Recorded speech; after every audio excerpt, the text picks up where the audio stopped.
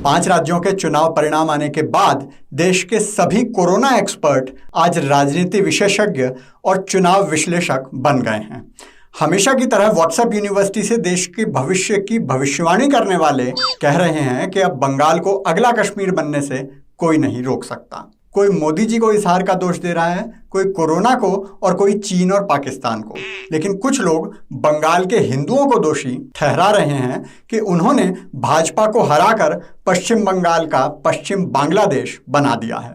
तेल लगा के डाबर का, पहन की टोपी नाइक की, झड़ी लगा दो लाइक की।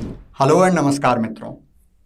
राजनीति में अच्छी बात यह है कि कोई भी अजेय नहीं होता। जैसे कहते हैं गुरूर तो रावण का भी नहीं रहा था, वैसे ही सरकार तो कांग्रेस की भी नहीं रही, या बंगाल में कहें तो सरकार तो सीपीएम की भी नहीं रही। और इसीलिए क्रिकेट और स्टॉक मार्केट से भी ज्यादा लोग भारत की राजनीति में रुचि लेते हैं। और ये तो आप जानते ही हैं कि हमारे देश में सब एक्सपर्ट हैं।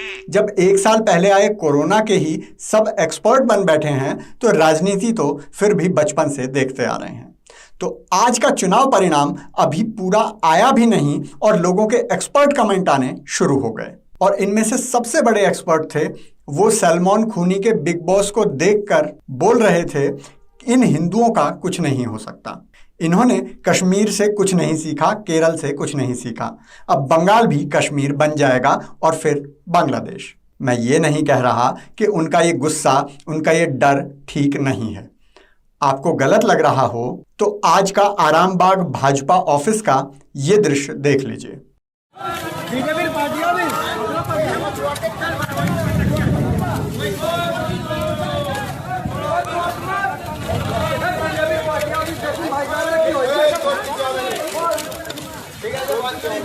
लेकिन क्या सचमुच इस परिणाम के लिए हिंदू जिम्मेदार है? ये जानने से पहले आइए एक बार जल्दी से नजर डाल लेते हैं कि आज हुआ क्या है। 5 राज्यों के चुनाव में सबसे पहले आसाम की बात करें तो भाजपा गठबंधन पूर्ण बहुमत की तरफ बढ़ रहा है। और ये एक बहुत महत्वपूर्ण समाचार है जिस पर हम आगे विस्तार से चर्चा करेंगे। दूसरा है तमिलनाडु, जहां वैदिक काल से आज तक चली आ रही परंपरा के अनुसार एक बार डीएमके आती है तो दूसरी बार एआईएडीएमके। इस बार नंबर के हिसाब से डीएमके आ रही है। पुदुचेरी, जहां भाजपा गठबंधन जीत की ओर बढ़ रहा है, उन्हें कोई दिक्कत नहीं दिख रही। बात करें केरल की तो वहां भाजपा के शीर्ष नेतृत्व का ना जाना पहले ही स्पष्ट कर चुका था कि यहां कोई चमत्कार तो नहीं होने वाला। एक तरफ कम्युनिस्ट पार्टी का कुआं और दूसरी तरफ कांग्रेस की खाई। केरल की जनता के पास ज्यादा विकल्प ही नहीं थे। अब समझ नहीं आ रहा कि कम्युनिस्टों की जीत से दुखी हों या कांग्रेस की हार से खुश। और अब बात करते हैं उसकी जिसकी सब बात कर रहे हैं, बंगाल। सीट के अनुसार अभी ममता दीदी की तृणमूल 200 के पार जा रही है और भाजपा 80 को पार नहीं कर पा रही। हालांकि भाजपा की 2016 में हुए विधानसभा चुनाव में केवल 3 सीट थी। 3 से 80 सीट तक जाना और 10% वोट से 37% तक जाना कोई कम उपलब्धि नहीं है।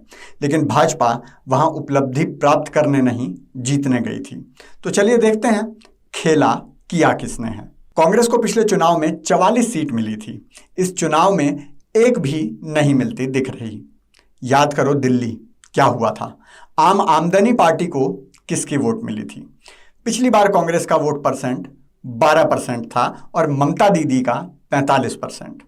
इस बार ममता को 48% मिला है, लेकिन कांग्रेस का 3% से भी कम रह गया। सीपीएम को 20% मिला था और आज 4.5%। साफ है कि जिस तरह दिल्ली में कांग्रेस का वोट आपको गया था, बंगाल में कांग्रेस और सीपीएम तृणमूल की तरफ पलट गए। और यह भी सच है कि इस परसेंटेज में बड़ा हिस्सा शांति दूतों का है। लेकिन इस गणित को समझना है तो हमें पड़ोसी राज्य असम को साथ में देखना होगा। असम में भी शांति दूतों की अच्छी खासी तादाद है। अब आप कहोगे कहाँ नहीं है, लेकिन चलो वो अलग बात है। असम में न केवल भाजपा गठबंधन पूर्ण बहुमत की तरफ बढ़ रहा है, बल्कि पिछली बार से बेहतर हासिल कर रहा है। और इसका सबसे बड़ा कारण है हेमंत बिस्व शर्मा। नहीं, मैं मुख्यमंत्री के चेहरे की बात नहीं कर रहा। हेमंता ना तो मुख्यमंत्री थे और ना ही मुख्यमंत्री पद का चेहरा। हालांकि इस प्रदर्शन में उनकी भूमिका को देखकर अब ये बातें शुरू हो गई हैं कि हेमंता को ही मुख्यमंत्री क्यों ना बनाया जाए। मैं बात कर रहा हूं निर्णायक नेतृत्व की, हिंदी में बोलें तो डिसिसिव लीडरशिप। और जनता के लिए ये आज का सबसे बड़ा मुद्दा है। जिसे उन पर विश्वास है ये करेगा ही करेगा। हेमंता के मदरसों के सरकारी मदद और जमातियों के तबीयत से इलाज से तो हिंदू खुश था ही, लेकिन वो ज्यादा आश्वस्त था हेमंता के स्पष्ट विचार से। कोई इफ कोई बट नहीं, दिमाग में एकदम साफ है क्या करना है। और बंगाल जैसे राजनीतिक हिंसा वाले राज्य में ये और भी जरूरी है, लोगों का डर दूर करने के लिए। बंगाल के लोग जानते हैं उनके साथ क्या हो सकता है।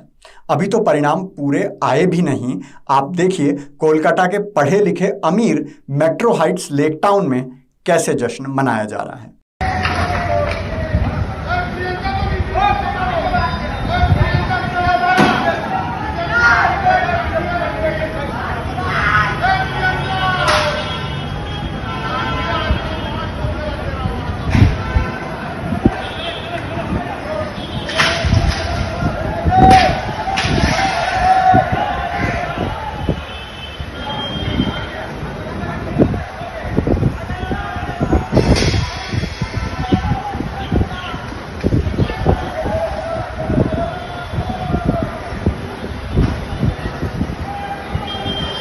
तो सोचो गांव देहात में क्या हाल होगा।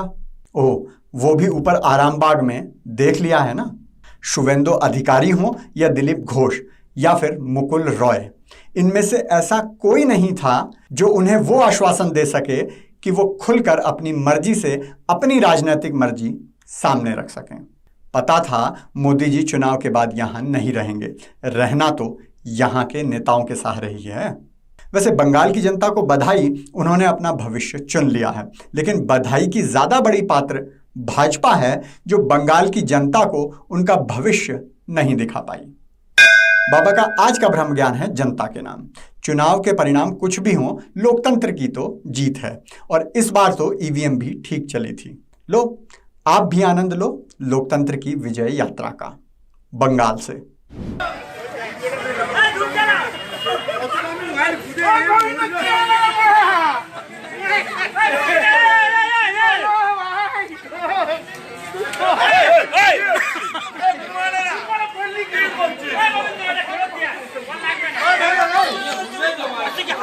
देखिए बंगाल में मोदी का अंतिम संस्कार हो रहा है। अब मोदी का अंतिम संस्कार